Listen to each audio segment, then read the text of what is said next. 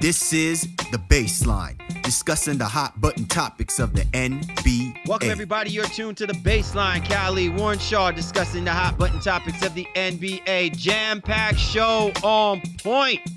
You know we talking about that Kyrie, Isaiah Thomas trade. Woo! A lot to get into. Also got a special guest on board. But you know how we roll, man. It's been a while, so I might be a little rusty with my intro, but I'm going to try my best. I'm going to roll out that red carpet. To my right-hand man, 50 grand, NBA aficionado, the biggest, the baddest brother on the block, holding it down, www.shawsports.net, Big Kahuna PNC, my brother from another mother, Warren Shaw, repping out of Fort Lauderdale, Florida. Holla back at me, Mr. Shaw. Are we shook? I mean, the podcast, the foundation, the world is shook right now because of what is going on in the NBA. It absolutely is, man. And it's the perfect time to jump right back into the conversation. So we're happy to be back. We've had a couple weeks off as a result of different things going on in our respective lives. But the NBA made sure we came back this week with that big news of the Kyrie Irving, Isaiah Thomas trade. So happy to jump right in. As always, salute to all the fans, listeners of the Baseline. It's going to be another jam-packed show. Great guest on board, telling you a little bit about some stuff going on the other side of our coast, if you will, of the USA out there in the West. A little bit of Air West, if you will. Can't wait to jump into that topic of conversation with my guy, Keion Kindred. Definitely, man. Keion Kindred will be on board in a little bit to help break down the movement that is happening out. You thought about the Rutgers being one of the landmarks of basketball fandom, emporium.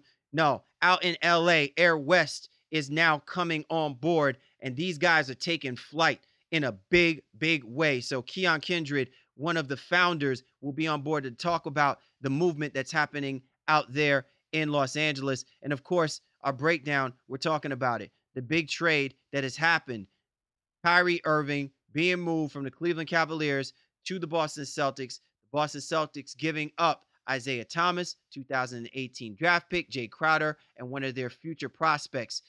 Is this a good trade? We can't wait to get into it. We're not going to waste any time. We are chomping at the bit, ready to discuss this at hand.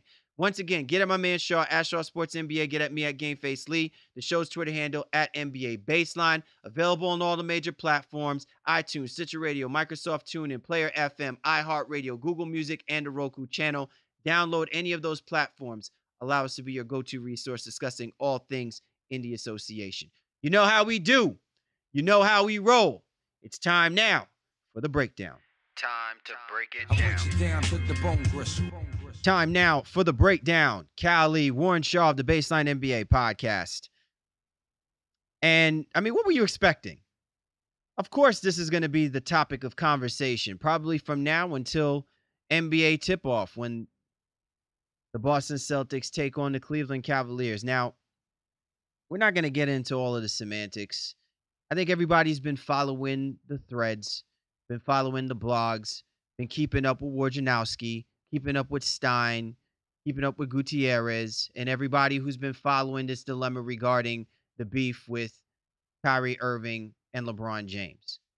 Although maybe one of the questions that we might pose in our conversation is, was there really beef? Or maybe it was just a young player who is coming of age. Maybe he believes that he's the king of kings. Who knows? What I can tell you is that both the Cleveland Cavaliers and the Boston Celtics wasted no time in giving us amnesia, restlessness, and probably dementia between now and when the start of the season happens. So let's go ahead and let's break this down really for what it is. And here is the logistics of the big blockbuster trade that has just taken place. Kyrie Irving is now going to the Boston Celtics. And the Celtics, in getting Kyrie Irving, have given up Isaiah Thomas, literally their MVP of last season. They've also given up their 2018 first-round pick from the Brooklyn Nets. And they've also given up one of their future prospect talents, and I hope I'm not butchering, my man's name here, but we'll call him Zizic because I don't feel like trying to spend all day trying to pronounce his name properly. But therein lies the logistics of this trade. So, Shaw, when you look at this for what it is, I told you that there's going to be good Cal and bad Cal who's going to be playing a part in our conversation, but I want to get your perspective from this first and foremost. Well, I mean, I think you missed out. I keep pointing at that, and Jay Crowder also goes. Oh, I'm sorry, my bad too. Jay Crowder. How Zizic is more important than Jay Crowder is that's all. That's totally on me. My bad. And Zizic was. I'm probably more stunned about this than that's the reason why. Like I'm like still just like, are we still naming any more Bostons? Anybody else from Boston being sent over there? How about the mayor from Boston? He's also getting traded to Cleveland for this. It's quite an interesting deal. So let's recant just even a little bit. At the outset, and whatever that was in July, when Kyrie said, "Listen, he wanted to be out," and all the teams came clamoring and beating down the door. It was the Boston Celtics who were just like, well, just keep us abreast before you do anything. Don't do anything rash. Just give us a quick call before you make a move. And it really seemed to be just more like courtesy interest from Danny Ainge and the Boston Celtics. Nothing like that was definitely going to take place and go down. Then fast forward to where we are this week. All of a sudden, Shams, I think, was the first person I saw that reported it from the vertical. Then Woj got on. And it was like, okay, they're talking. They're engaged in serious conversations. Then it was, we're in advanced conversations. Oh, it's done. And just like that, Isaiah Thomas, this year's third-team All-NBA, NBA All-Star, all of those things, he was moved in a deal to bring Kyrie Irving over to the Boston Celtics. And what I don't think I quite get from Boston's standpoint is this one thing. They treated Thomas as if he was a borderline All-Star, and not somebody who was an all-NBA talent like he was this year. Yes, I know he's 29. I know the things. He's 5'9". You don't want to pay somebody like that going into a contract year, and you're going to have to pay him $35 million when he's 35 years old. And I get all of those things. But I just feel like the haul that they gave Cleveland, when Cleveland really was in a position where they had a disgruntled player on their roster, that's the thing I just don't quite – it doesn't quite sit well with me. I feel like at least there should have been some protections on the Brooklyn pick, if nothing else. Maybe protected 1 and 2, if nothing else, or not the Brooklyn pick, maybe trade the Lakers pick. But the fact that they made this deal unprotected and just said, go ahead, take our Brooklyn pick for next year, when all these other deals have passed them by in years past, and even this season alone, that's what's perplexing to me. And now the fact, and I don't want to get too far ahead of myself, but the fact that they've traded 4 of their 5 starters they've traded 3 of their 5 starters and lost one to free agency from a season ago. This is a completely new Boston team, and I feel Cleveland got a great deal considering what the position they were in. All right, Shaw, so who do you want? Do you want Killer Cal? Or do you want Cal of the Lutheran Church talking? Which Cal do you want? Bad Cal? Or... Give him the heat, yo. Give us the bad seed, yo. The bad seed. Okay. First of all, this is exactly why I'm changing Danny Ainge's name from Danny Ainge to Danny Angst. Because time and time again, where I feel like there is a level-headedness and there is a method to this man's madness, he finds a way to do things that baffle the mind. It totally baffles the mind. Now, look, is this a good deal? Yeah, I mean, look, can anyone argue that Kyrie Irving is the best player out of all of the players that are being passed around? Even if you want to toss in the 2018 first-round draft pick, probably and likely so, okay? The fact that you have him for the 2 years, I get that. That's fine. But, Shaw, you hit it right on the head, man. And I got to say, this is the first time that I actually am in agreement with Kenny Smith. The very first thing that he said, and I don't care what anybody tells me, when you talk about traditional basketball teams like the Boston Celtics, teams like the Los Angeles Lakers, there are certain players that have they leave a mark. They kind of are there's a symbol that they represent the city, and the people can latch on to that. And the passing of Isaiah Thomas's sister and the way that he came out there and played his heart out in the middle of an NBA playoff run, not just for him, but for the city of Boston, I don't see where in anyone's logic that you would even be entertaining the idea of moving Isaiah Thomas. Now, I'm not saying that if you were getting LeBron James that you don't consider it. But it's Kyrie Irving, right? We're not talking about Kyrie Irving as a cornerstone franchise player. And unquestionably, that's exactly what the Boston Celtics did with this trade.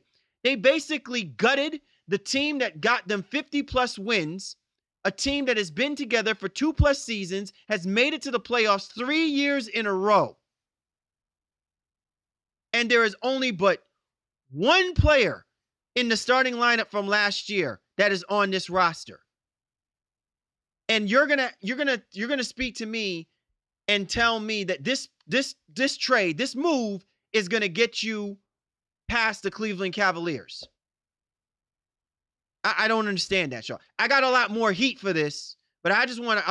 I'm gonna throw it in doses. So you tell me, am I off with my logic and what I'm just saying right now about why this move to me really, truly baffles the mind? Yeah, I think we're all in agreement where it's perplexing, but you don't dispute the fact that Celtics got the best player in the deal. So that's fine. And I think everybody understands that. And, I don't want to go back to, everyone's, Kyrie was the first pick in the draft. Isaiah was the 60th pick in that draft or whatever it was.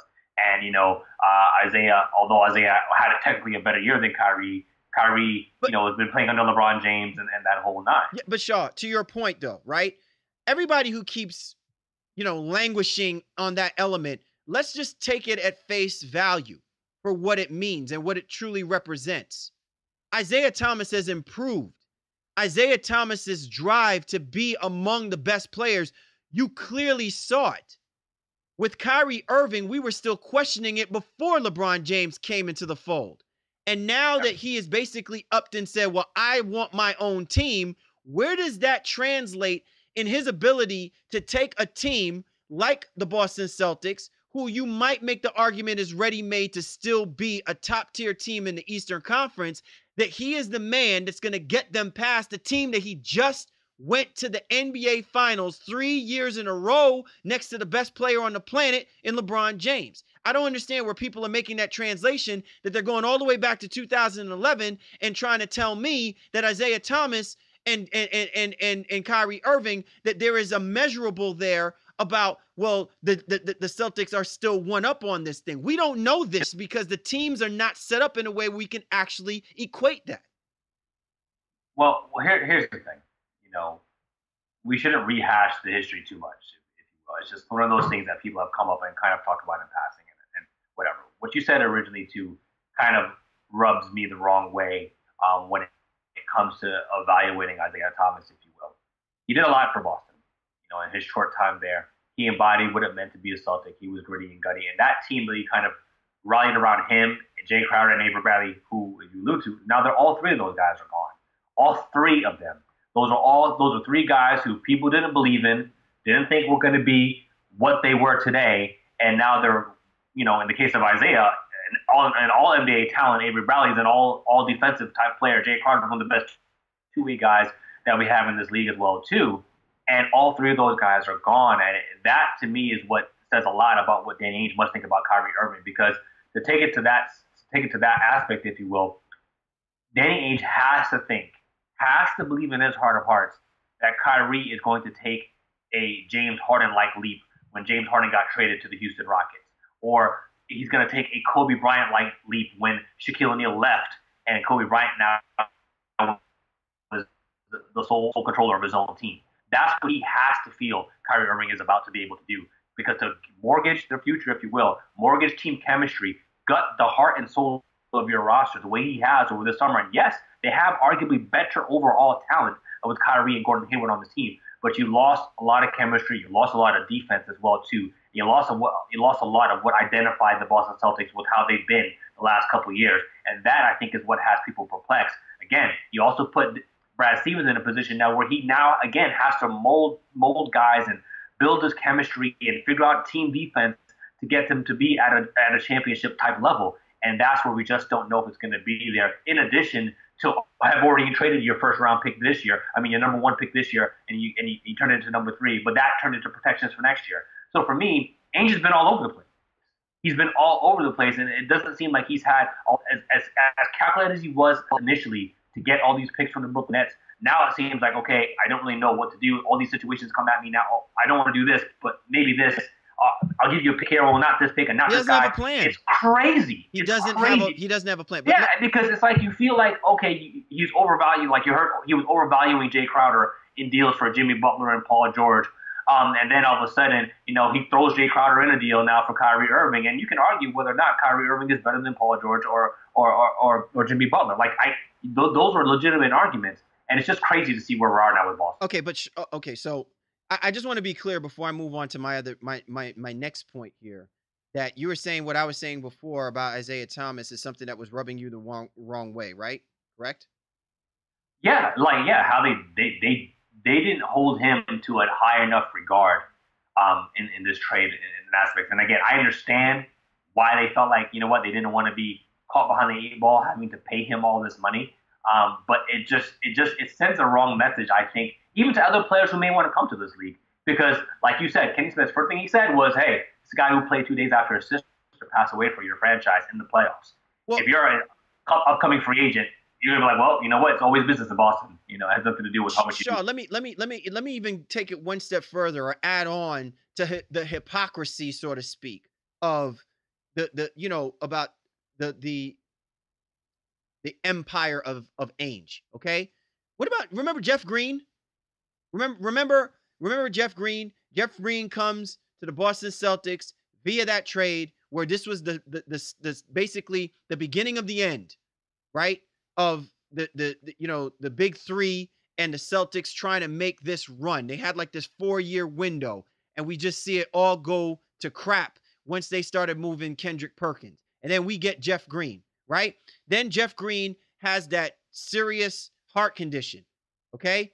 And at that time, the Boston Celtics were figuring out a way to try to move him, okay? He has the surgery, okay? And suddenly, all of a sudden now, Danny Ainge is, the Saint Mount of Ansisi and decides that he wants to go ahead and, hey, well, we understand your circumstance. We understand and the people here in Boston are behind you, and we're gunning for you. We're cheering for you. And, we want you to be a part of this thing. This, that, and the third, blah, blah, blah, blah, blah, blah. And look how long it took before they finally got rid of him. Okay. Now, I'm not saying that Jeff Green wasn't a great player. I'm not saying that he wasn't good for the Celtics fan base. But I just find it very interesting that type of hypocrisy is now changed. And this is a legitimate team that made it to the Eastern Conference Finals. When we're talking about Isaiah Thomas and what this team did just a season ago, that all of a sudden, all of these guys are on the trading block. And it just totally baffles my mind. It just makes it seem as if Danny Ainge does not have a plan about what he wanted to do with this basketball team, along with all of the assets that he's accumulated over the last 3 to 4 years. Well, let me say this. You know what? I think as we're talking it out, maybe even a little bit, maybe there is a plan, and maybe Danny Ainge, maybe with Grossbeck, maybe they're not being as forthright as we'd like them to be, and maybe they don't have to be. They don't necessarily have to tell us what they're thinking, what they're trying to do. But we all knew in some way, shape, or form the Celtics were going to be changed somehow because of the financial situation that they find themselves in. Isaiah was going to be owed money. Avery Bradley was going to be owed money. And then you still have to find a way to play some of this young talent that you've gotten because you had all these draft picks. And there was no way really that they could have managed all of it together. And the guys weren't going to take pay cuts. Bradley wasn't going to take a pay cut. Isaiah Thomas isn't going to take a pay cut in any way, shape, or form. So in that regard, I think they've saved themselves some of the salary cap hits that they were going to have to pay to keep this team together. And if you don't feel like this team, although very good, and maybe it's in conference finals, if you don't feel like that team was a championship level team, then maybe you do sell off the assets. My question is just how you sold them off and what you got back in return doesn't seem to kind of bear the same fruit that it should have based on the talent level of these players. I got to tell you, Shaw, look, man, let's keep it real. We're talking about this team as a possible Eastern Conference Finals team. I mean, no, seriously. Okay, Kyrie Irving, he'll average his 20-something points per game. We're banking on Gordon Hayward to be a 20-plus something type of player, correct? Right. Okay. And then now here's where it gets interesting to me. You have Jaylen Brown. You got Tatum. Right? You got Jason Tatum, right? Okay. And then you got Al Horford. Oh, and then you also have Marcus Smart. I'm sorry, not Marcus Smart, but Marcus Morris. So Shaw, who's filling that front court position? Like, honestly, what are we doing with this roster? My expectation was you drafted Tatum. You're high on him. You drafted Brown. You're high on him. You don't put him in any of these high-end type of trades. And now you've got 3-4 guys all consuming the same position. And you still haven't addressed the fact that you are among the worst in front court, defensive rebounding, offensive rebounding, second chance opportunities. You're no bigger than where you were last year. That's what I'm saying. Like, I don't understand where in this trade of getting Kyrie Irving, and I'm not saying not going after Kyrie Irving isn't a good thing. I'm just saying for what you were giving up and for what you now have going into this season, I'm finding it very hard that you're going to convince me that this team is going to be able to match up with the likes of a Milwaukee Bucks team, who's arguably going to have one of the MVP type players in Giannis Antetokounmpo. Tell me who on this roster is going to match up with that on a night in a playoff series. You know what I'm saying? When I look at this roster, I worry because there are too many questionable pieces that we're saying is going to equate to, well, because it's in the Eastern Conference, these guys should be good enough to get to at least where they were a year ago. And I'm finding it very hard that this is going to happen. So that means we go right back to, are we resting on the shoulders of Kyrie Irving to get them there?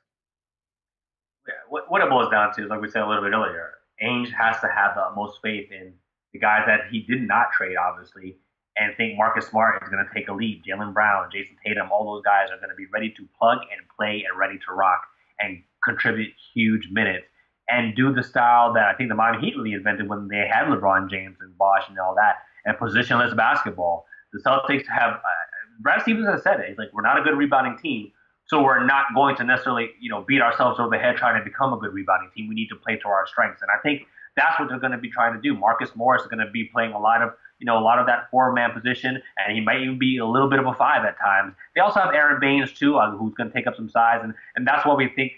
That's why I thought the Zizic move was interesting to kind of throw him into this deal with Irving, because at least he gave you another big out there. But Zizic needed to go with it to make the salaries balance. So whatever it is, he's gone.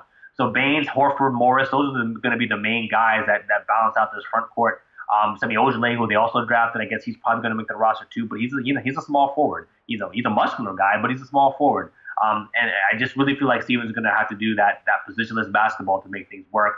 And maybe they can get another guy, somebody that we're not even thinking about right now, that just an unnamed big, if you will, a Yamahimi type, to kind of come in here to maybe just fill out the rest of the roster. But you do wonder how they are going to rebound, how they're going to have that interior presence. But I don't think that's something they're worried about. They're just trying to worry about how they're going to get better team defensively and as they've improved dramatically offensively. You're tuned to The Baseline. Callie Warren Shaw discussing the hot button topics of the NBA.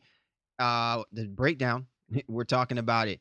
Kyrie Irving going to the Boston Celtics, Isaiah Thomas going to the Cleveland Cavaliers. So, good side, Cal. Look, you got Irving at least for 2 years, right? He has that player option, but with the landscape of how the NBA is shaping, Kyrie Irving might actually be a kicker to attract additional talent to the Boston Celtics. Whether or not that is exactly what the intention is here by Danny Ainge doing what he's doing, if Kyrie Irving plays to the level that everyone thinks that he is capable of, and look, let's call it for what it is. He's not going to be an MVP-like type of player. My expectation is, though, he is going to be the legitimate threat that I think everyone thought that he needed to be, where he only showed up doing it, fourth quarter time, and in most cases, most playoff games. I think it's a question of, will Kyrie Irving do this consistently through the course of an through the course of an 82 game season. My thing is that he has all the opportunity in the world to show his all-around game. He's going to be paired up with a great scorer in Gordon Hayward and a great utility player in an Al Horford. So he certainly won't be looking back at his 2011 days playing as a Cleveland Cavalier. And to me, I think that is a good thing because Kyrie Irving is as good as they come. There's no one that could put the ball in the basket quite like Kyrie Irving. And I think that bodes well for a guy like Brad Stevens, who he can rely on someone like him to get necessary buckets and kill, those scoring droughts that the Celtics were susceptible to simply because, they were compromised by height, size, and offensive creativity. That's something that they somewhat lacked at times when they played last season. Yeah, it's for Boston, like I said, they're taking a chance. They have to believe Kyrie Irving is going to be that guy. I mean, he's going to have to be, and maybe you're right. Maybe he does attract some players there. I used the analogy a little bit earlier where they feel like he's going to turn into Kobe, he's going to turn into Harden, whatever the case may be.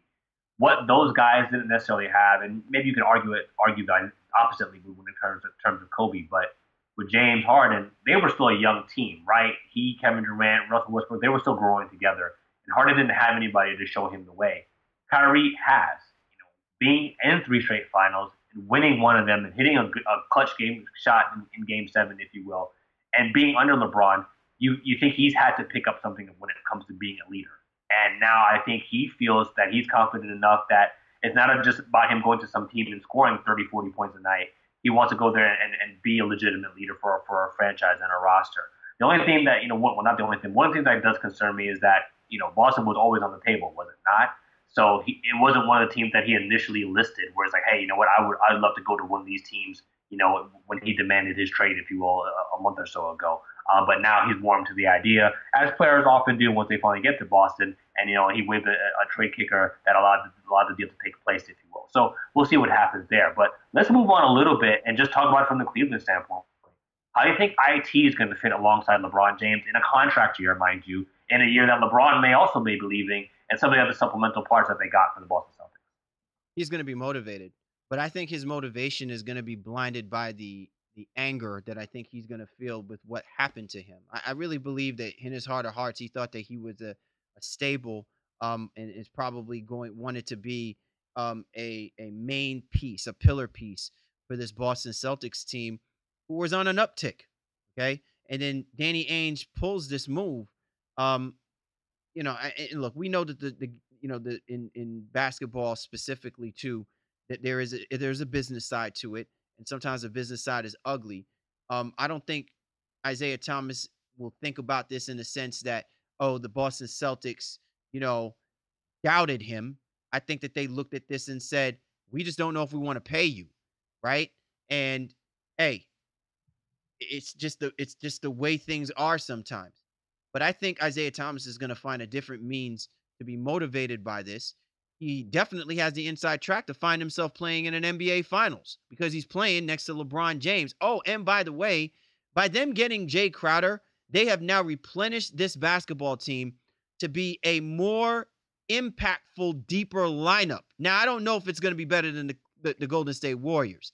But what I will say is they've got enough comparable pieces now already before we've even gotten to the beginning of camp where you can honestly say that this basketball team, it's hard to argue that anyone is still going to top them simply because Isaiah Thomas is going to come in this season with venom and with a whole lot of motivation.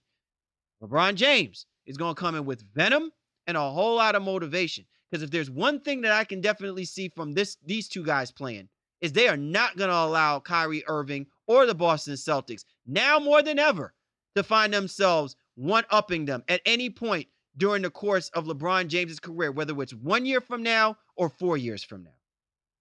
I agree with that. I think Cleveland arguably has gotten better as a result of the trade and definitely set themselves up for the future no matter what. So short term, yes, they're still the best team in the Eastern Conference. Kevin Love will obviously have a lot to say about things too. I think from an offensive standpoint, he'll maybe get a few more touches now with Kyrie out of the offense a little bit. But Isaiah's a little ball dominant too, so you wonder about that from Kevin Love's perspective. But I agree. Adding Jay Crowder is such a massive piece for them. You know, on one of the best deals that you can have in the NBA right now for a guy who does what he does on both ends of the floor. You know, a great 3-point shooter at this stage of his career now, very good defender, plays multiple positions. He's going to relegate guys like Shumpert, you know, to the bench. Like Shumpert doesn't have to come off the bench now, and Jay Crowder can soak up those minutes and guard 2s, 3s, and 4s, if you will. I think that to me is just one of the greatest things about this trade for the Cleveland Cavaliers, and they get to see what Zizic can become as a center, you know, backing up Tristan Thompson and spelling love, I think, in some instances as well too, and obviously setting themselves up for the future with the draft pick. But I think, like I said, in the short term, no matter what happens with Isaiah Thomas, if they decide not to pay him, if LeBron decides to walk, you know, they have that 18 pick going in. They still have Jay Crowder on the contract, and they'll be set up to be decent, you know, for the upcoming years, no matter what happens with LeBron. But again, I love what they did here, especially not having a whole lot of leverage going into this when Kyrie made the demands. Just, all right, I mean, they had some leverage because Kyrie didn't have a no-trade clause, but, you know, you're at a disadvantage when a player says he definitely wants to leave you.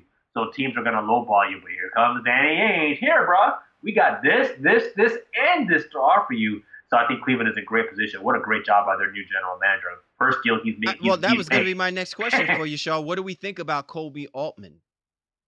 I mean, that's, again, just a great deal. What else can you say about it? Because, like I said, they should have gotten killed on this. And you see what the return was for DeMarcus Cousins. You see what the return was for Paul George and Jimmy Butler. And he goes out and gets this for Kyrie Irving. So here's the thing, Shaw, real quick before, you know, we end this segment. Isn't it kind of interesting? Like if we measure, you know, David Griffin and we measure Kobe Altman wasn't afraid to acquiesce Kyrie Irving's demands, even though I think that this was still more about the Cleveland Cavaliers and more so about catering to Kyrie Irving. We can play it any way that we want to see it. Clearly, this was a move and a motive of trying to keep LeBron James happy to stay for more than one season, right? But if you were David Griffin, and we understand how David Griffin works and how he operates and what he meant to LeBron James, in a situation like that, if David Griffin were the GM, do you think David Griffin would have tried to figure out a way to work things out with Kyrie Irving, or would he have pulled something similar to like what Kobe Altman did, which is aggressively go out there and try to see if he can get whatever he can get for Kyrie Irving? Griff's a good general manager, so I think if this deal was to be had, I think Griff could have gotten it as well too. You know, the thing with Griffin was it was money. You know, they didn't want to pay him his money and his just due for putting that roster together. So I don't doubt that David Griffin would have been able to go out there and gotten a similar deal had Kyrie made the same demand. But I feel like it's all trickle-down effect. I think with Griff leaving, you know, Kyrie maybe even saw the writing on the wall, the LeBron rumors and all that, and I think that's part of the reason why he made these demands, and he wanted his own team, if you will. So there's no way of really knowing what would have happened if Griff had stayed. But in my heart of hearts, I feel like, hey, if he didn't, I agree. I think, to answer your question directly, I think he would have first tried to see if there was some sort of reconciliation that could have been had. But if not, then yeah, I think he could have got the same deal moving Kyrie Irving for. Well, it's funny. It's funny how we were talking about the Cleveland Cavaliers being in a state of unrest given the situation with LeBron James. What a bounce back, right? Right. And what a damn now bounce. We're already talking about how all is good in the land once again. You're tuned to The Baseline. Cal Lee, Warren Shaw discussing the hot button topics of the NBA. And this was The Breakdown. Time now for The Drop. Cal Lee, Warren Shaw of The Baseline NBA podcast. This week on The Drop, we have an excellent guest on board with us. For all of my East Coast heads, we often wonder to ourselves, where would be the place that many would equate to like the Rucker? You know what I mean? Like when it's that summertime and all of the hoopla and the hype after the NBA season has exhausted us is where the real kids get out on the blacktop and ball. I'm hearing some rumors now out in LA. There's a twin style of play. And not only is it attracting the local heads far and wide, it's even attracting the NBA heads. And really the brainchild behind this, one of the individuals who has helped spark this movement for Air West, our man Keion Kindred on board with this here this week on the Baseline. Keion, thanks for joining us, man. Oh, man, it's a pleasure to be here. Appreciate you guys for having me. So, first things first, Keion, we have to know what spawned Air West. What brought on this movement now that is literally like taking a foothold of people's imagination and hype and clamor of not seeing what we see guys used to do back in the days up here in New York City. They're now taking these talents all the way over to LA. Air West is just a unique idea that myself and my partner Chris Young came up with 5 years ago. This is our fifth summer of having it, our fifth year actually. Air West is year round. It was just a need. We felt that Los Angeles needed it. It was one of those things where guys couldn't really, play outside. Guys really couldn't get gym access. And if you were to get gym access, how would you get the talent there? So we kind of brainstormed, came up with a few ideas, used our resources, and we have it. We created Air West. When you say use your resources, my dude, what exactly does that mean? And when you're trying to formulate a league or something like this that's going to be kind of exclusive, because that's things I don't even we haven't really touched on yet. They're like, this is an exclusive run. You can't just roll up and say, hey, I'm going to ball and bring my boys to things. This is invite only. So just tell me a little bit about that concept. And we say when you get our resources were guys that we know. Being a NBA trainer, Chris Young is a high school coach. He was on the coaching staff that coached Russell Westbrook in high school, Darrell Wright, DeLon Wright at Louisiana High. So he's been around, and he's a little older than I am. He's 40. I'm 33. So he has some of the, some great clout out here in Los Angeles with the older guys, and then me with my peers. We were able to just get our friends and get them to want to invest in the idea, necessarily their time, not necessarily money, but to invest their time in something that we wanted to create.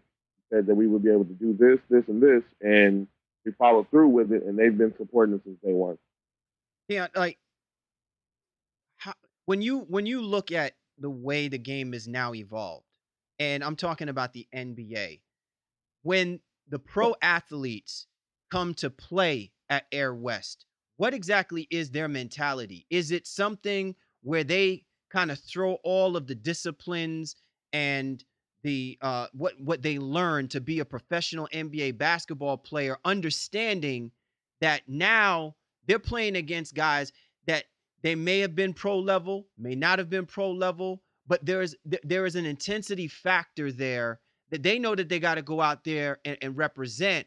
Or are these guys kind of like they know that they're among the best, the world's finest, and they kind of, they play within themselves. They don't really show out. I remember reading one article where it says that DeMar DeRozan, is actually throwing the basketball against the wall, upset that the game had to go into overtime. Is that really the trend when the pro athletes come out there to play at Air West? The incident you're speaking of was at the Drew League, when playing at the Drew League, when DeMar threw the ball against the wall and got kicked out of the game.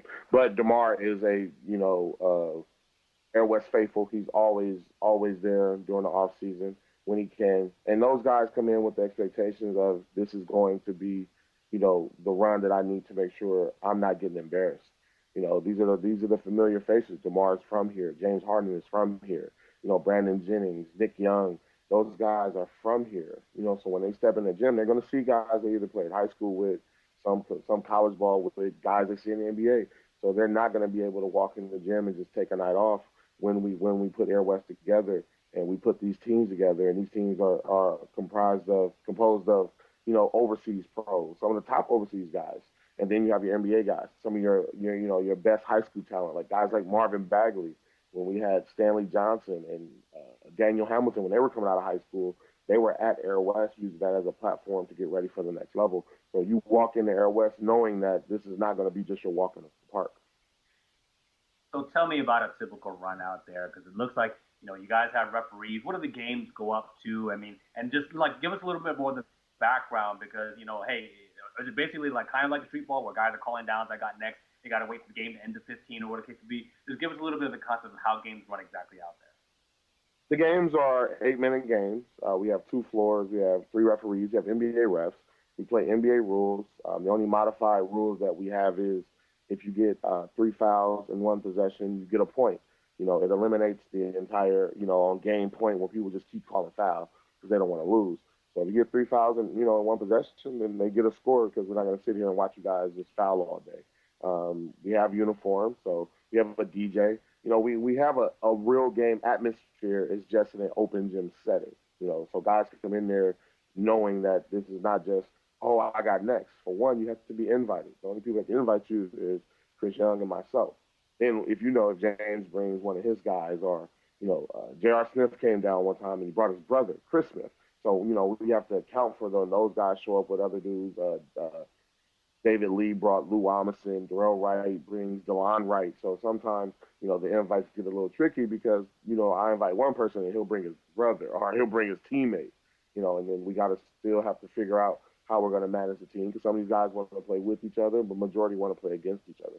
Keion Kindred joining us here on the Baseline NBA podcast.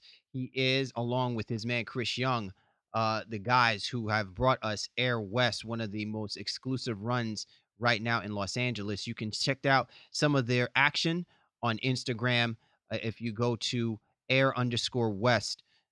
So Keion, let's go back real quick when we're talking about this invite only thing. And I don't want to make it seem like there's a level of a hosh posh to this type of thing. I think I get where you're coming from, where, the onus is on the guys that are running this league. I remember, myself in nowhere near this kind of magnitude, but, we obviously want to invite people to come out. We want to see guys ball, but how do you assess, the players that you do want to come and play, specifically for the runs that you put on out there in Los Angeles, and how do you tread that line, whether or not you're discriminating from a guy who isn't NBA star status from, a guy who, is still a walk-on, in college? It's a very fine line, and we tested a lot over the 5 years of doing it. You can truthfully say that you risk some friendships being in the position that Chris and I are in because Air West is year round. We're one of the, I think, if not the only open run that is year round that is this exclusive and that's also sponsored. And we run into the issue of your casuals, the guys that haven't got the opportunity to go play overseas, the guys who are trying to figure it out, who are here all year, so they're getting a good 6, 7, 8 months of Air West in. And then when the summer hits, when the spring hits, and these guys are getting home from overseas, and these guys are coming home for the NBA, and it's like, they have a place to play in Air West. So we kind of have to let those guys know ahead of time, like, hey, fellas, the closer we get to June, some of you guys may not get the invite, but you've had 6 months here, so kind of just understand when James and DeMar and Nick and those guys want to come play that they're going to replace you because the caliber of talent is just a little higher. And we want to make sure that those guys have the utmost experience and challenge while they're playing on the floor. LeBron's in town, for example. I want to make sure that we have the best of who's available to play if LeBron decides to come there West. I think this is a very unique concept, and I'm glad we're getting a chance to rock with you about it a little bit. And I think I already know the answer to this question, but I'm going to ask it anyway. What are, I guess, the chances or the likelihoods where agents are calling you guys and saying, hey, who's going to be there today? Can I come take a look? Or even coaches and general managers, who the case may be, maybe trying to evaluate talent, maybe some of those overseas scouts and things like that. Do you get those calls, and how do you handle some of those situations? We get them all the time. And it's a luxury to have because I'm in a position, being a trainer and also being a coach. Chris is the same, where we're able to help our guys. So of course, these agents and these scouts aren't coming to look at James, but they're coming to look at talent that they may need for their teams, whether it's the third level in another country or the top level. They get a chance to watch these guys. College coaches use the system of Air West to benefit them. They'll send, we're right near USC. SC will send probably their best 5 players, their starters, for example. They'll send their starters. Give me a call. Hey, Key, I'm going to send the starters up there. I want you guys to, see if they can get on. They'll come in the summer and they'll play against NBA talent, but they'll be playing together as a team. Those 5 players against whatever 5 I put together to go against them. And, it gives them a chance to build some chemistry, some camaraderie, to play at a high level, elite level, these guys get prepared for their collegiate season. Same thing with high school coaches. If a player is, looking at this kid and we don't know how good he is, you can come there West and sit in the stands or sit in the bleachers and watch and evaluate talent. So we use Air West in a plethora of ways for guys to use it as a benefit. Yeah, where do you want to see Air West go? How far do you want to see Air West go? Is there no limitation to what you do, or are you like, I know some guys, man, they've seen where, they allow this thing to flourish too much. They don't really have too much control over it. And then the next thing you know, you got too many hands in the pot and it loses its luster and its uniqueness for what's made it, right now, one of the premier spots for guys to go and play basketball and feel amongst the brotherhood, the fraternity of guys who've been doing this. But how far do you want to see this go? Is it something where you keep it close to the belt, or do you want to see this thing completely flourish where it has so many different avenues, that it can go, that any direction it can go, but it's always going to be in a positive direction? I believe Air West has a high ceiling. Sky's the limit for the possibilities and what this can become. We, like I said, using this as a platform to springboard careers and get guys scholarships or looks to play somewhere on a high school team. And I think this is something we can move around globally. I definitely will love it statewide. I've had people reach out to me, Dallas, people in New York, Florida, some people in Vegas have reached out to like, man, how can we do an Air West? If you're in the East Coast, Air East, Air South, Air North. I don't care as long as we use the same logo or change the logo, but as long as we're all under the same umbrella.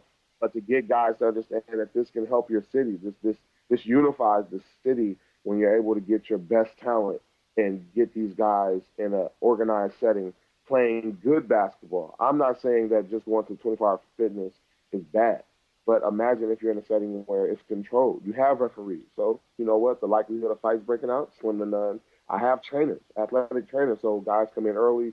They're able to get stretched out. They're able to get taped, whatever. I take it as a in-game approach, and we're able to just play pickup. So, guys are playing, NBA is 48 minutes. Now we're just breaking it down into quarters. So you have 8-minute games, a few 8-minute games. We play for about 2 hours. And guys are able to work on their skill set, and then we're able to get guys confidence. That guy that just came out of college who's trying to figure it out. How's he going to get told? How's he going to get overseas? How's he going to get a D-League camp or G-League camp, and play against these kind of guys. See where he's measured. You can come and get that experience at Air West. We're able to see how good you really are against pros that are playing at the level you want to be at. So what I love about what you're saying here, and this is not a knock because I think CL and I are both fans of all the summer leagues, if you will, but they all have their different purposes and uniqueness, if you will. Drew League, Rucker League, all those things. Jamal Crawford's out in Seattle as well too. Those leagues are a lot about showmanship and things of that nature. I'm in the South Florida area. I just recently visited the Miami Pro League. Didn't realize that they had a thing going on as well too. These leagues are about showmanship. It's about the fans coming in and guys obviously getting their run. It seems like your platform, though, is definitely more about the players themselves and trying to escalate them to their next level, making sure that they're okay. That's why I guess we're not going to see Air West, although it makes, and we're not going to see it with a TV deal, right? We're not going to see games being aired on ESPN3 or online or anything like that. That's not kind of the mantra that you're trying to go to. Is that correct? Not at all. I want this to be the safe haven for basketball players. And those NBA guys get a chance to come and experience it. We've had Paul George. You've had Kevin Durant. Like I said, some of the we use it, especially for me being a trainer. I use it for pre-draft. My guys that I had in this last draft, Jordan Bell. When we have guys, being able to use it, we don't want to showcase it to the world. I want these guys to be able to walk away from this knowing what they did well and what they did wrong.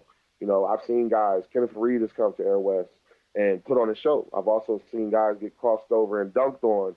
Wait, I'm sorry, Keion. You said Kenneth Reed came to Air West and put on a show. Are we talking about an offensive show? Yeah, actually he did. I remember when Kenneth came, when he came to it was about 2 years ago when Kenneth Reed came through. Victor Oladipo as well. These guys came in, and Kenneth Faried was out there working on his game.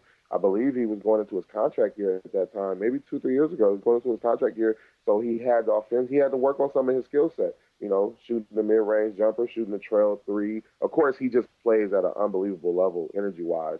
So he's going to still do that. The way you see him on the NBA is the same way he plays pickup. He's going to run hard. He's going to rebound. He's going to try to tear the rim down. But when he came there, Kenneth Faried got dunked on. But I didn't put that out for ESPN or TMZ Sports to show, because at that moment it wasn't about embarrassing him. It wasn't about trying to gain some notoriety off of Kenneth Faried. It was more like, hey, these guys are here to come at you. Like, Kenneth took it serious. He came out here, he jumped, he missed, he went down the next play, and he tried to get it back. But it wasn't about making a highlight reel of, oh, Kenneth Faried got dunked on at Air West. Nah, I would never do that to any of the NBA guys that have come and support Air West. I want this to be about them. I have access to our media. I handle all our social media. So when we put out these videos, it's to get the players' attention. It's not for Air West itself.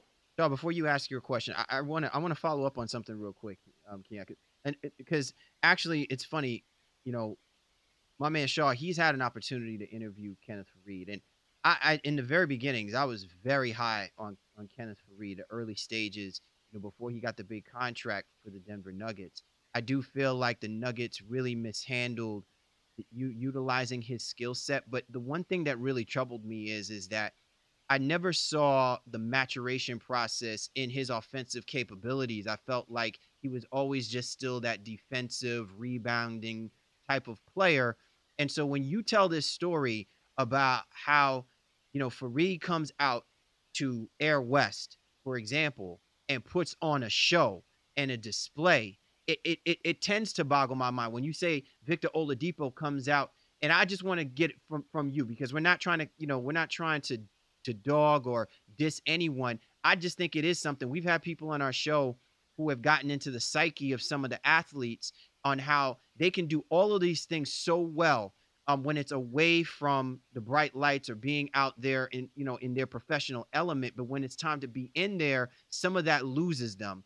And I was just curious from your perspective, when you see Kenneth Faried coming out doing what he does on your court, how does it not translate for what he's capable of doing when he's playing for his professional basketball team, in this case playing for like the Denver Nuggets or, Victor Oladipo, and the struggles he's had with the Oklahoma City Thunder this past season, not being that second guy to Russell Westbrook that I think everybody had touted him to be?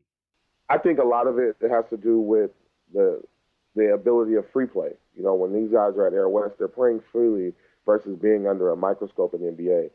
These guys are paid to do a specific job, and that's his job. Kenneth Faried's job is to rebound, rim protect, run the floor, set hard screens. And that's what he gets paid. He gets paid a lot of money to do it. Yes, you would have loved to seen him stretch his game out to the three, be able to, take a lot of shots off the dribble if that's what they wanted. But in Air West, this is where he still has to remember, we're players at the end of the day. When we're able to just do what we want to do without any restrictions or handcuffs, guys are going to go do what they do to have fun. And Kenneth Faried wants to shoot threes. He wants to go off the dribble. He wants to, handle the ball a little more and have fun. So he's able to do that at Air West. He's able to add that to his game, his arsenal. Eventually, he has to gain the confidence in doing it at the biggest stage, but we give him the platform in order to work on it against quality opponents. My final one, before I let you get up out of here, man, definitely, I want to know a little bit about the best ones you've seen. And it doesn't necessarily have to be about the biggest names or whatever the case may be. And, you kind of touched on some things there too. But I guess from a notoriety standpoint, what are some of the biggest names that have all been together kind of at one time? And then I guess conversely, just what are some of the best games that you've seen out there, no matter who is out there? Some of the names that we've had: Paul George, Kevin Durant, James Harden, DeMar DeRozan, Orlando Johnson, Donald Sloan, David Lee, Darrell Wright, DeLon Wright, Norman Powell, Alan Williams, Devin Booker, Jordan Clarkson, Victor Oladipo, Andre Roberson, the list of Julius Randle, Nick Young. The list is crazy. I mean, you can basically have your own Nike league with this, bro.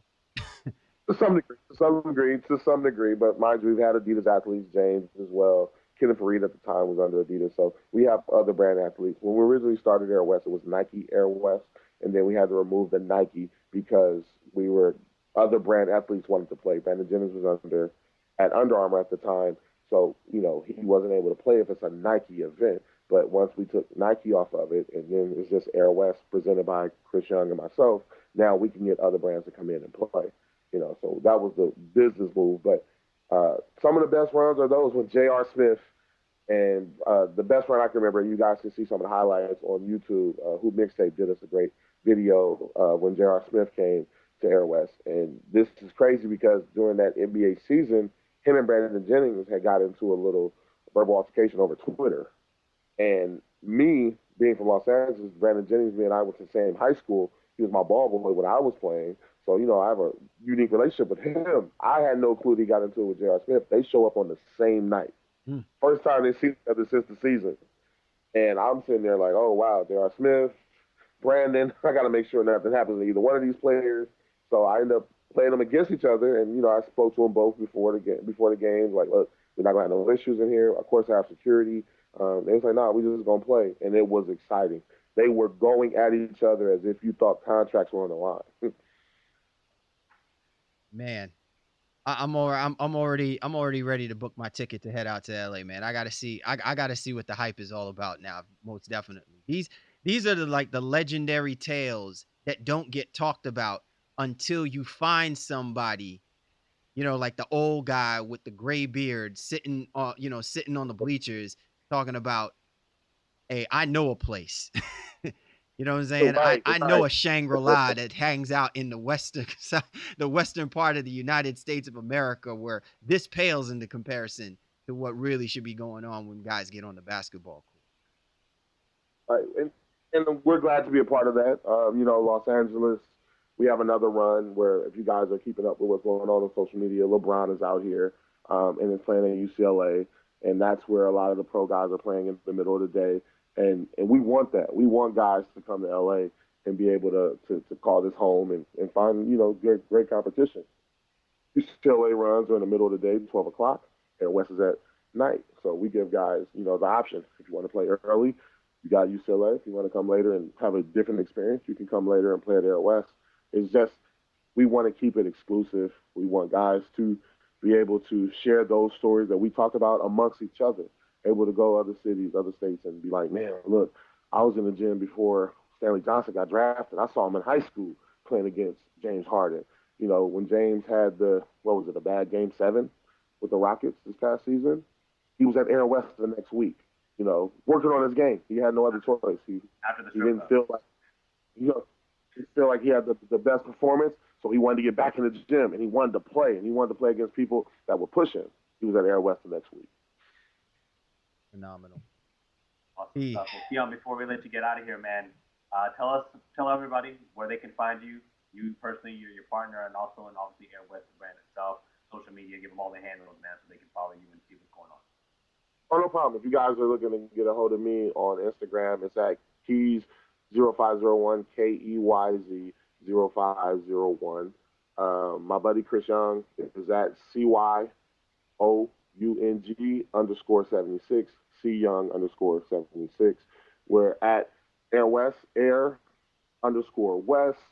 If you're looking at it for Twitter, it's Air_West_LA. My Twitter is at Keys05. I think Chris is the same for his Twitter as well. I do handle all the social media, so if you guys do DM us or reach out to us, I'll be the one responding to you. And I believe you guys have some footage available on YouTube as well, too, right? Yes, but it's scattered around. It's not our Air West channel, but if you were to YouTube Air West basketball, a few videos will come up from various channels of people who we've let in to videotape and create highlights for us. Phenomenal stuff. Well, there you have it, ladies and gentlemen. You thought it was just only on the East Coast. No, they do it big out in the West Coast. Our man, Keion Kindred. Keion, thank you so much for hopping on board with us and giving us another outlet for us to witness this wonderful sport that we call basketball, brother. Oh, it's all love. I appreciate you guys for reaching out to me and letting me come on the show. I enjoyed it. Let's do this again sometime, whether we talk about another topic, whether it's the Drew League or just basketball in general. Please feel free. Don't hesitate. And if you ever need anything, let me know. LA is your second home. All right, man. We certainly appreciate it. You're tuned to The Baseline. Kyrie, Warren Shaw discussing the hot button topics of the NBA. And this was The Drop. Coast to coast. Time now to go coast to coast discussing the news in the association. You ready to rock and roll, Mr. Shaw? Absolutely, man. Let's ride. All right. The Clippers hire a new assistant GM. Mark Hughes is his name. He's definitely going to be helping out with things as they begin to ease Doc Rivers away from the GM, president of basketball operations positions. Is this a good move by the Clippers? Yeah, I think it is. Relieves the pressure off of Doc to try to make those decisions, and he can really focus on just coaching. So, they get a nice guy who has some standing within the league. Has been in the league a little while now as well too. The Clippers kind of get their guy here to help Doc Rivers out in the front office. Definitely needed in it. All right. Carmelo Anthony, once again, talking about being with the Rockets, heating up. Once again, are we just, full flow? Is this going to be a Carmelo watch? I don't think so, but it is one of those things, crap will get off the pot at this point. Woj reported that hate deals, the talks have been re-engaged, and it's a little bit more serious than it was previous times or whatever. So at this point, that's why we have it coast to coast. We'll believe it when we see it, but definitely got to mention it. If it does happen, it's a big move for the Houston Rockets. It could change the face of the Western Conference a little bit. Definitely put the Knicks in a position that I think we all know they need to go anyway, and that is rebuild. Rebuild. Just re-up. Renovate. Do something. Something with a re. Out in Dallas, Nerlens Noel. He's turned down the deal that the Dallas Mavericks offered him at 17.5. What do we make of Nerlens Noel with the big money move? Banking on himself, pulling a Joe Flacco? What is he doing? I don't know, because I don't know why he thinks he deserves more than 17.5 for a guy who's been injured and although he hasn't had all the opportunity in the world, if you will. I just don't know what he thinks he's going to get, especially now when money has kind of dried up. So the fact that Dallas was still able to scrape together 17.5 and offer that to you per year, you turn that down. I just don't know what kind of deal he's looking at, man. So we'll see if he ends up just taking the qualifying offer and, as you say, really betting on himself for next year. We'll see what happens. Well, the money's dried up, but that kid and play fade of his hasn't. So you would hope his game doesn't dry up, with all the stuff that he's been pulling lately. But hey, like I said, he's a good dude. I've had a chance to talk to him, and I want to see him do well. I just don't want him to overvalue himself and try to push himself out of the market, because the NBA is fickle, man. You think you're too good, and then somebody will say, you know what? If you think you're that good, then you get the hell up out of here altogether. Well, listen, man. If they have to do a kid and play remake, whatchamacallit, a Class Act remake, yeah, then we know who exactly to go get to play our man kid. Dwayne Wade, buyout looming. That's what we hear.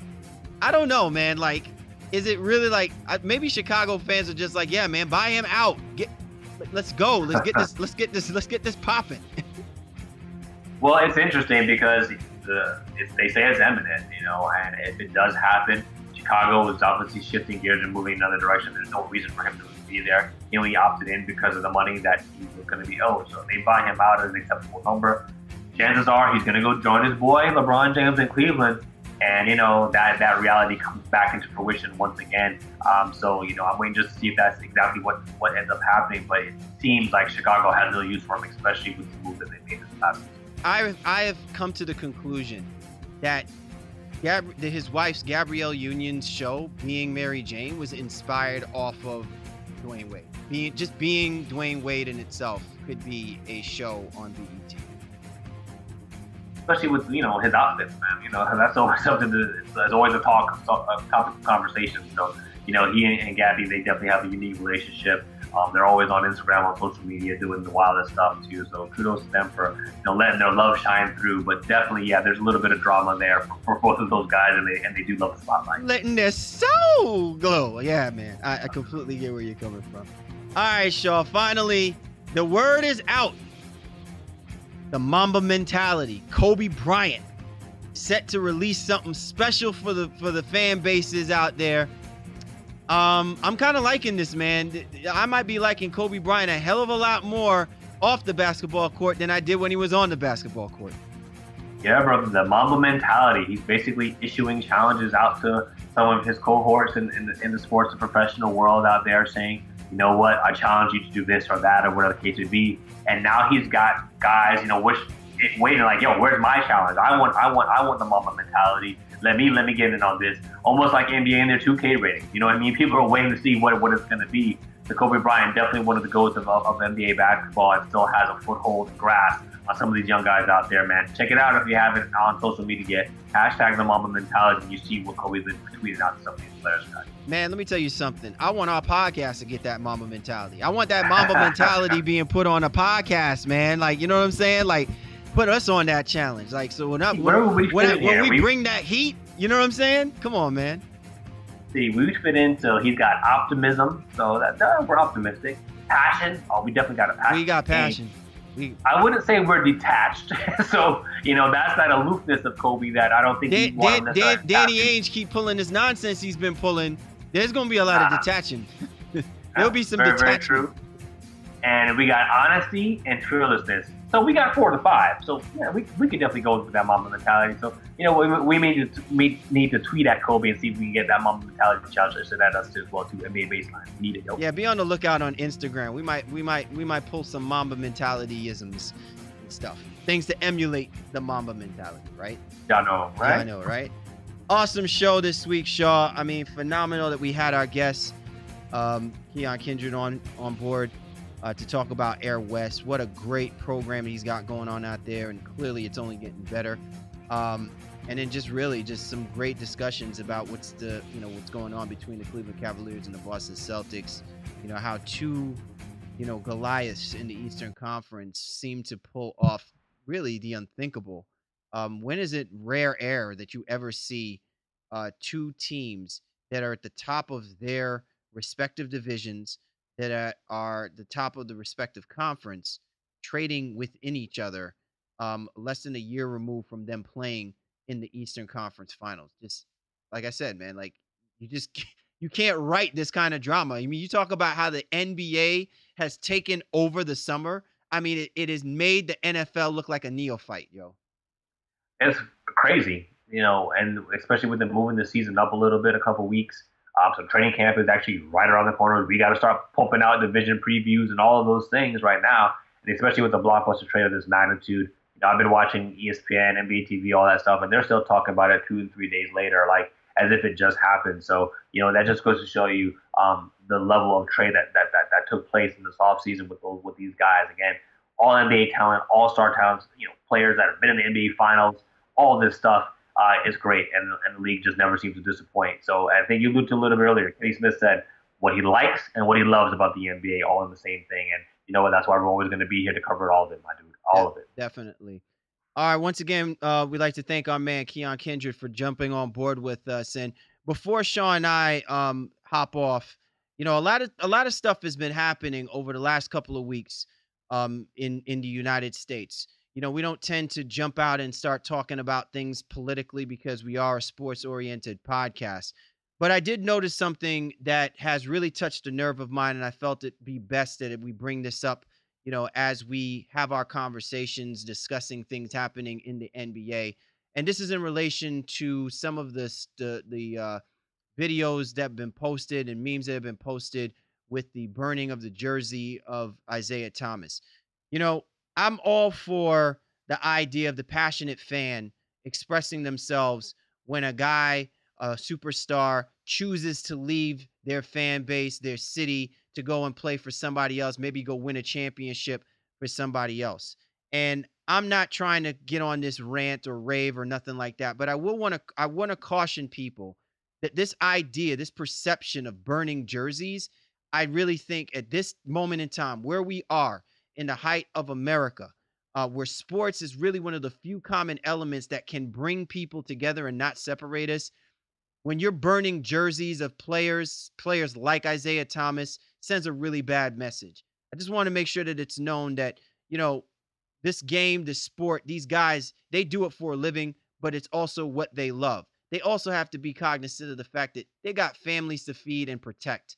When we show this kind of extremism in our passion for the game and the players, I think that we have to take caution and proceed with caution about the perception that we're giving, not only as fans, but also as lovers of the sport. And in any way, we don't like condoning that kind of thing. I didn't like it when they did it with LeBron James. I didn't like it when they did it with Kevin Durant. And I certainly don't like it for a person who basically gave his heart to play for the Boston Celtics and basically played through the tragedy of losing one of his closest family members, his rock, his sister.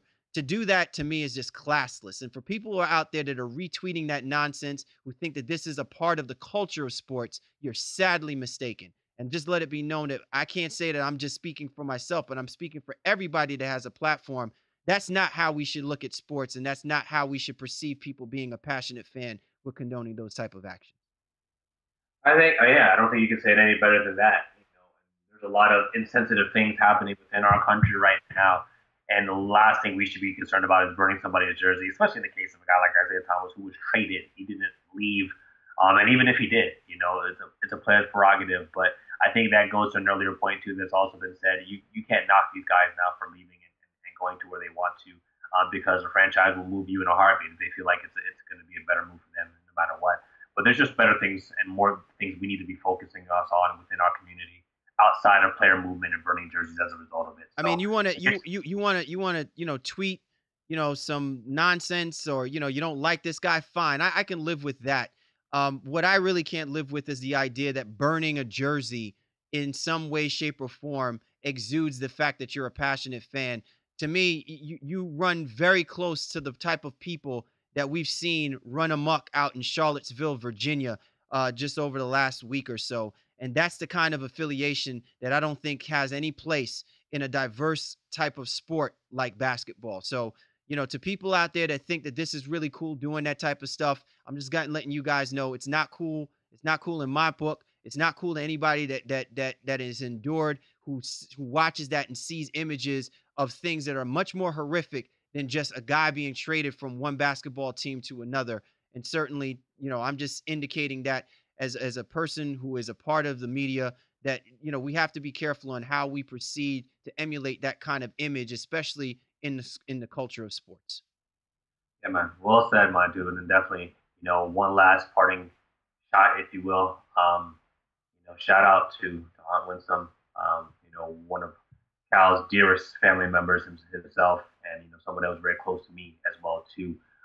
The Baseline podcast takes a lot of things very seriously. We take especially the love of the people that have been close to us in our lives. We take that very seriously as well too. And we lost somebody that was very close to us here too. So we've been healing and licking our wounds a little bit as well too.